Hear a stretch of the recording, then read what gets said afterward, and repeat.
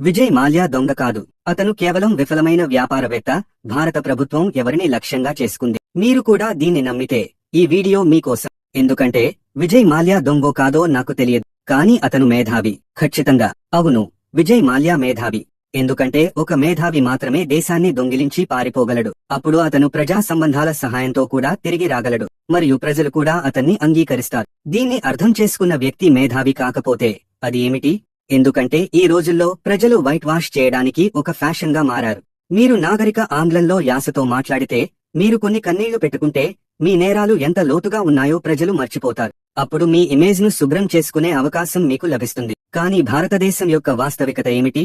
ఒకవైపు కొన్ని వేల రూపాయల రుణం తిరిగి చెల్లించలేక ఒక రైతు తన ప్రాణాలను తీసుకుంటాడు, మరియు మరోవైపు లక్షాధికారులు తమ దౌత్య పాస్పోర్ట్లను ఉపయోగించి వేల కోట్లతో పారిపోతారు. ఒకవైపు అధికారులు చిన్న వ్యాపారాలను కూడా ప్రారంభించడానికి అనుమతించరు. వారపు ఆదాయం కోసం వారు ప్రతిరోజూ వస్తారు. మరోవైపు కొంతమంది మద్యం తాగించి ప్రజల కాలేయాన్ని విషపూరితం చేస్తారు. ఇది భారతదేశం యొక్క వాస్తవికత. ఈ వీడియో యొక్క ఉద్దేశ్యం తీర్పు ఇవ్వడం కాదు. ఎవరు దొంగ, ఎవరు దొంగ కాదని చెప్పడానికి మేము సుప్రీంకోర్టు కాదు. ఈ వీడియో యొక్క ఉద్దేశ్యం ప్రశ్నలు అడగడం మరియు ప్రజల ముందు కేసును ఏర్పాటు చేయడం. దీనితో విజయ్ మాల్యా క్షమాపణకు అర్హుడా అని మీరే నిర్ణయించుకోవచ్చు, లేదా అతనికి మరొక అవకాశం ఇవ్వడం ఇతర స్కామర్లకు తప్పుడు సందేశాన్ని ఇస్తుంది.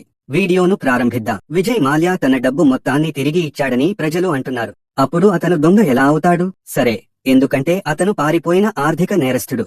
అతను భారతదేశ డబ్బును విదేశాలలోని షెల్ కంపెనీలకు బదిలీ చేశాడు. 40 మిలియన్లను విదేశాలకు బదిలీ చేసినందుకు సుప్రీంకోర్టు అతనికి 4 నెలల జైలు శిక్ష విధించింది. మరియు ఇవన్నీ తెలిసి కూడా అతను న్యాయం నుండి పారిపోతున్నాడు. అతనిపై కోర్టు ధిక్కారం ఉంది. మరియు ఆర్టికల్ 120B క్రిమినల్ కుట్ర, ఆర్టికల్ 420 మోసం మరియు నిజాయితీ లేని ప్రేరేపణ, ఐపీసీ సెక్షన్ 406 మరియు 409 నిధుల దుర్వినియోగం. అతనిపై మనీలాండరింగ్ మరియు నిధుల మళ్లింపు ఆరోపణలు ఉన్నాయి. అయినప్పటికీ అతను పాడ్కాస్ట్ లో మొసలి కన్నీరు కారుస్తుంటే అతని పాపాలు గంగానది నుండి తొలగిపోవు. కానీ విజయ్ మాల్యా ఒక మేధావి, ఎందుకంటే అతను మెంటోస్ జీవితాన్ని గడపడం ప్రారంభించాడు. ప్రజలు జీవించడానికి డబ్బు ఆదా చేసే చోట మాల్యా రుణ జీవితాన్ని ఆస్వాదిస్తాడు. మరియు ఎంత? అతను ఖతారీ షేక్ నుండి $100 మిలియన్ల సూపర్ యాచ్ ను కొనుగోలు చేశాడు. అతని ఎయిర్లైన్ నష్టాల్లో ఉన్నప్పుడు కొంతమంది బంగ్లాల్లో, కొందరు భవనాల్లో నివసిస్తున్నారు. కానీ విజయ్ మాల్యా కూడా ఒక భవనాన్ని నిర్మించి ఆ భవనంపై అంతస్తులో ఒక బంగ్లాను నిర్మించాడు. తెల్లటి ఇల్లులా కనిపించే 40,000 చదరపు అడుగుల పెంట్ హౌస్. భవనం పైభాగంలో స్కై హౌస్. అతను దానిని ఈ పేరుతో నిర్మించాడు. ఇంధనం కోసం, తన సిబ్బంది జీతాల కోసం, రుణాలు తిరిగి చెల్లించడానికి డబ్బు అయిపోతున్నప్పుడు అతను ఐపీఎల్ జట్లను, F1 జట్లను మరియు 9 కోట్ల విలువైన రేసు గుర్రాలను కొనుగోలు చేస్తున్నాడు. అతను టెన్షన్ పడేవాడు, డబ్బు తిరిగి ఇవ్వాలి. కానీ అతను తిరిగి ఇవ్వకూడదనుకునే డబ్బు గురించి అతను ఎందుకు ఆందోళన చెందుతున్నాడు? ఇది అతని విలాసవంతమైన పుట్టినరోజు వేడుక నుండి స్పష్టంగా కనిపిస్తుంది. రాజకీయాల్లో సంబంధాలు ఉన్నంత వరకు, రాజ్యసభలో సీటు ఉన్నంత వరకు, యునైటెడ్ బ్రూవరీస్ వంటి పబ్లిక్ గా లిస్టెడ్ కంపెనీ ఉంది. దాని వాటాలను తనఖా పెట్టవచ్చు మరియు ముఖాముఖి రుణం తీసుకోవచ్చు. అప్పుడు ఆందోళన చెందడానికి ఏమి ఉంది? దీనిని మెంటోస్ జీవితం అంటారు. దీని గురించి ఒక మేధావి మాత్రమే ఆలోచించగలడు. విజయ్ మాల్యా ఎందుకు మేధావి? ఎందుకంటే అతను తన తండ్రి నుండి యునైటెడ్ బ్రూవరీస్ కంపెనీని స్వాధీనం చేసుకున్నప్పుడు అతని విలువ కేవలం 40 కోట్లు మాత్రమే.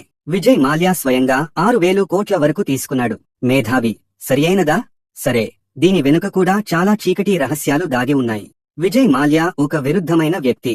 దాని అర్థం ఏమిటి? ప్రపంచం వెళ్లే దిశలో అతను వేరే దిశలో, వ్యతిరేక దిశలో నడుస్తున్నాడు. దాని అర్థం ఏమిటో నేను వివరిస్తాను. 1947 తర్వాత గాంధీజీ భావజాలం భారతదేశంపై పెద్ద ప్రభావాన్ని చూపింది. కాబట్టి 1960 వరకు అనేక రాష్ట్రాల్లో మద్యం నిషేధించబడింది. బ్రిటిష్ కాలం నాటి అనేక బ్రూవరీలు, అంటే మద్యం తయారు చేసే కంపెనీలు, తమ వ్యాపారాన్ని చిక్పీస్ ధరకు అమ్మేవి.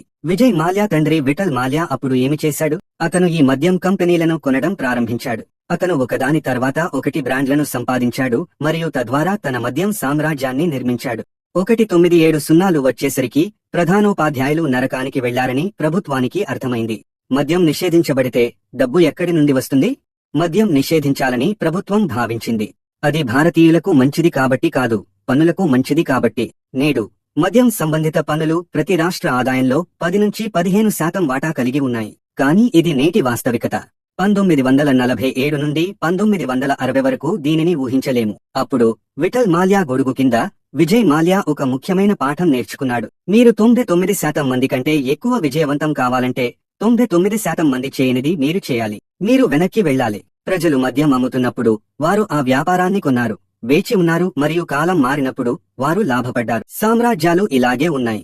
నేను మీకు ఈ వెనుక కథ ఎందుకు చెబుతున్నానో కారణం తరువాత వివరిస్తాను. కాబట్టి మొత్తం కథను అర్థం చేసుకోవడానికి వీడియోను చూస్తూ ఉండండి. విజయ్ మాల్యా భారతీయ ప్రకటనలలో ఒక వింత ధోరణిని ప్రవేశపెట్టిన మేధావి. నేడు టీవీలో గుట్కాను ప్రకటించడం నిషేధించబడింది, కానీ ఇప్పటికీ మనమందరం ప్రకటనలను చూస్తాము.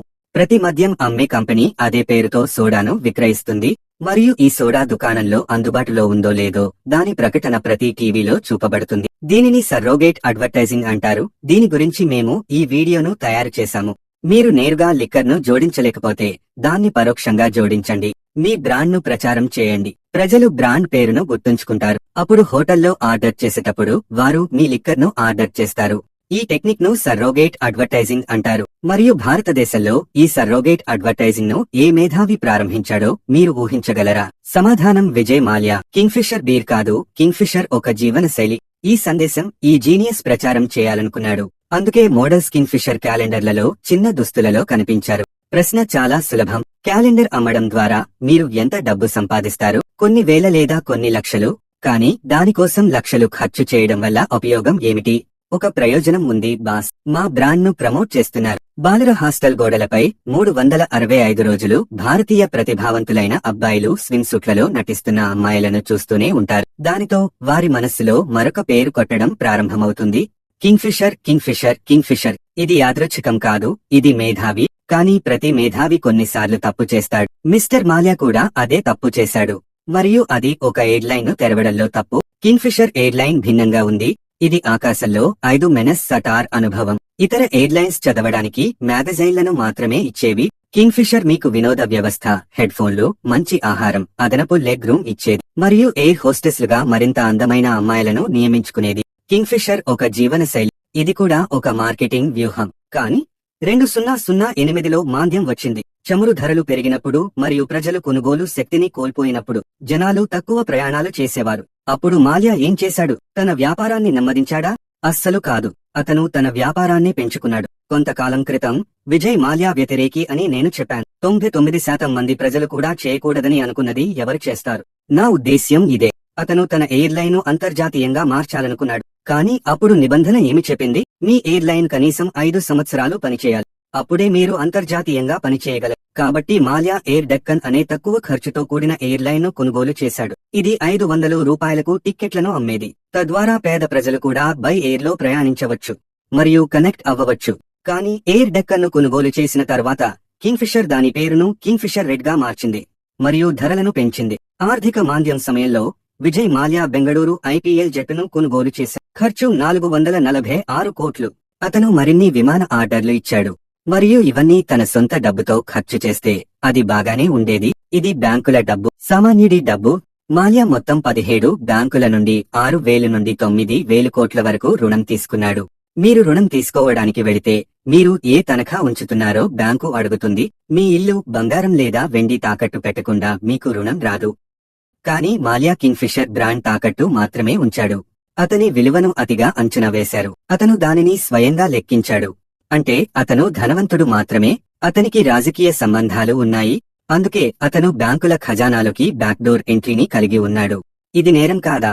మరియు 2011 సంవత్సరం నాటికి మాల్యా తన సిబ్బంది జీతాలు కూడా చెల్లించలేకపోయాడు. అతని కంపెనీలు 100 కోట్ల సేవా పన్ను చెల్లించలేదని ఆరోపించారు. మనీ లాండరింగ్ కు పాల్పడ్డాయని ఆరోపించింది. బ్యాంకు రుణం చెల్లించిన తర్వాత కూడా ఈ ఆరోపణలు తొలగిపోవు. ఇది డబ్బు తిరిగి ఇవ్వడం గురించి మాత్రమే కాదు, ఇది నేరం గురించి. ఈ రోజుల్లో విజయ్ మాల్యా ప్రతి బ్యాంకు సెలవు దినంలో ట్వీట్ చేస్తాడు. బ్యాంకు సెలవు దినంలో బ్యాంకు ప్రజలను ఇబ్బంది పెట్టడం అతనికి అలవాటు. ఆదివారం అతను బ్యాంకును తెరిచి ఆర్డీబీఐ బ్యాంకు నుండి పెద్ద మొత్తంలో రుణాలు తీసుకున్నాడు. కింగ్ఫిషర్ కుంభకోణం చాలా జరుగుతోంది. పిఆర్ ఆధారంగా స్టాక్ ధరలను తారుమారు చేస్తున్నారు. విజయ్ మాల్యా తన పడవలో పార్టీ చేసుకుంటున్నప్పుడు కింగ్ఫిషర్ ఉద్యోగులు తమ జీతాలు అందలేదని నిరసన వ్యక్తం చేశారు. జీతాలు రాకపోవడంతో కొంతమంది ప్రాణాలు తీసుకున్నారని కూడా వార్తలు వస్తున్నాయి. ఇదంతా జరుగుతున్నప్పుడు విజయ్ మాల్యా ఇక్కడ ఉన్నాడు. అతను రాజ్యసభ ఎంపీగా ఉన్నాడు, ఆనందిస్తున్నాడు. అతను పుట్టినరోజు పార్టీలు చేసుకుంటున్నాడు. ఎవరైనా విచారంగా ఉంటే ఆ బాధను వ్యక్తపరచవచ్చు. తన జీతం ఇవ్వడం ద్వారా, లేదా తన కుటుంబ బాధ్యతను తీసుకోవడం ద్వారా, తన పిల్లల చదువుకు స్పాన్సర్ చేయడం ద్వారా. 1920లలో తన భార్య ఆభరణాలను తనఖా పెట్టిన దోరాబ్జీ టాటా గురించి నేను మీకు గుర్తు చేస్తాను. కానీ ఎల్లప్పుడూ తన కార్మికుల జీతాలను సకాలంలో చెల్లించేవాడు. మేము అతని కథను ఈ వీడియోలో వివరించాము. నిజమైన పారిశ్రామికవేత్త అంటే ఏమిటో మీరు తెలుసుకోవాలనుకుంటే ఈ కథ వినండి. కానీ మాల్యా భిన్నంగా ఉంటాడు. ఒక పేదవాడు 1000 ఈఎంఐ మిస్ అయితే అక్కడ ఒక ముప్పు ఉంటుంది ఫోన్. కానీ మాల్యా 9000 కోట్లతో పారిపోయాడు. మరియు వ్యవస్థ చూస్తూనే ఉంది. ఎందుకు? 2016లో విజయ్ మాల్యా పారిపోయినప్పుడు అప్పుడు సిబిఐ ఇమ్మిగ్రేషన్ అధికారులను హెచ్చరించింది. విజయ్ మాల్యా పారిపోవడానికి ప్రయత్నిస్తే అతన్ని ఆపాలి. కానీ తరువాత ఈ లుకౌట్ నోటీసు మార్చబడింది. ఆపడానికి బదులుగా అది వ్రాయబడింది, అతను ఎక్కడికి వెళ్తున్నాడో అడగాలి. రాజకీయ నాయకుల మద్దతు లేకుండా ఇదంతా సాధ్యమవుతుందని మీరు అనుకుంటున్నారా? నా పని ప్రశ్నలు అడగడం. మీరు చూడండి, మద్యం వంటి ఉత్పత్తులు, దీనిని చాలా మంది అనుమానిస్తున్నారు. మీరు భారతదేశంలో ఆ ప్రాతిపదికన వ్యాపారం చేయాలనుకుంటే అప్పుడు ప్రభుత్వ మద్దతు అవసరం. మీరు అనుకుంటున్నారు, గుజరాత్ ఒక పొడి రాష్ట్రం, సాంకేతికంగా మద్యం అందుబాటులో ఉండకూడదు. కానీ ఏ గుజరాతీనైనా అడగండి, మీరు మద్యం అని పిలిచినప్పుడు మీకు హోమ్ డెలివరీ వస్తుంది. మద్యం కొంచెం ఖరీదైనది, కానీ అది ఖచ్చితంగా అందుబాటులో ఉంది. ఇప్పుడు ప్రశ్న సులభం. ఇది సాధారణ విషయం, ప్రతి బిడ్డకు తెలిసిన విషయం. కాబట్టి ప్రభుత్వానికి ఇది తెలియదా? లేదా వారికి తెలుస్తుంది, కానీ వారు దానిని వదిలేస్తారు. తీర్పు ఇవ్వడం నా పని కాదు, ప్రశ్నలు అడగడం నా పని. విశ్రాంతి తీసుకోండి, మీరు తెలివైనవారు. మరియు ప్రతి 2 అంకెల వ్యాపారానికి ఇదే వర్తిస్తుంది. ప్రభుత్వ మద్దతు లేకుండా వ్యాపారం చేయడం అసాధ్యం. 2011లో కింగ్ఫిషర్ను ఛేదించారు మరియు 2016లో మాల్యా పారిపోయారు. అంటే గత 5 సంవత్సరాలుగా మా అధికారులు ఏమి చేస్తున్నారు? కాబట్టి ఆమెను పట్టుకోవడంలో సమస్య ఏమిటి? ఇప్పుడు ఆమె లండన్లో ఉన్నప్పుడు ఏడవడం ఏమిటి? ఇది అతిపెద్ద స్కామ్. మీరు రాజకీయ నాయకులతో స్నేహం ఉంచినంత కాలం మీ స్కామ్ దాగి ఉంటుంది. అప్పటి వరకు మీరు దొంగ కాదు. మీరు ఒక రాజకీయ నాయకుడికి దూరంగా ఉన్నప్పుడు అప్పుడు మీరు దొంగ అవుతారు. మరియు మాల్యా లాంటి మేధావి కూడా దీన్ని అర్థం చేసుకోలేరు. కాబట్టి మనం మాల్యాను క్షమించాలా? వీడియో చివరలో నాకు మీకోసం ఒక సాధారణ ప్రశ్న ఉంది. చాలా కాలం తర్వాత విజయ్ మాల్యా నోరు తెరవడం సరైనదని ఎందుకు అనుకున్నాడు? ప్రతిసారి నో కామెంట్స్ చెప్పడం ద్వారా మీడియాను ఎవరు తప్పించుకుంటున్నారు? అతను 4 గంటలు పాడ్కాస్ట్ కు ఎలా అంగీకరించాడు? ఆర్సీబీ ఐపీఎల్ గెలిచిన తర్వాత ఇదంతా ఎందుకు జరిగింది? ఈరోజు మనం విజయ్ మాల్యాను క్షమించినట్లయితే అప్పుడు అతను ఇతర ఆర్థిక నేరస్తులకు ఇచ్చే సందేశం ఏమిటి? మీరు దొంగతనం చేయండి, కోర్టు నుండి పారిపోయి వేరే దేశంలో ఆశ్రయం పొందండి. 10 నుంచి 15 వరకు సంవత్సరాలు అక్కడ ఆనందించండి. తర్వాత పరిస్థితులు చల్లబడిన తర్వాత పెద్ద ఇంటర్వ్యూ చేయండి. కొన్ని కన్నీళ్లు పెట్టుకోండి, యాసలో మాట్లాడండి, మరియు మీకు 2వ అవకాశం లభిస్తుంది. ప్రజల జ్ఞాపకశక్తి అంత బలహీనంగా ఉందా? ఎందుకంటే మోసగాళ్లు తమ చర్యలకు పశ్చాత్తాపపడవచ్చు. కానీ వారు వృద్ధులు కాబట్టి వారు శిక్షించబడకూడదని కాదు. లేకపోతే అది ఇతరులకు తప్పుడు సందేశాన్ని ఇస్తుంది. ఒక స్కామ్ చేయండి, 10 సంవత్సరాలు భూగర్భంలో ఉండండి, తర్వాత పాడ్కాస్ట్ చేయండి లేదా సినిమా చేయండి, ఆపై మీ ఇమేజ్ ను శుభ్రం చేసుకోండి. ఇది మేధావి, కానీ ఈ నమూనా తప్పు. మీరు ఏమనుకుంటున్నారు? వ్యాఖ్యలలో నాకు చెప్పండి. ఎందుకంటే మీరు కింగ్ఫిషర్ మాజీ ఉద్యోగి అయితే నేను అనుకుంటున్నాను అప్పుడు ఈ ప్రశ్నకు సమాధానం మీకు చాలా సులభం. మాల్యా దొంగ కాదా? మరియు ఇది ముఖ్యమైన జ్ఞాపిక. మిమ్మల్ని చేరుకోవడం నాకు తేడాను కలిగిస్తుంది. ఇలాంటి మరిన్ని సినిమాల నిర్మాణానికి మద్దతు ఇవ్వండి.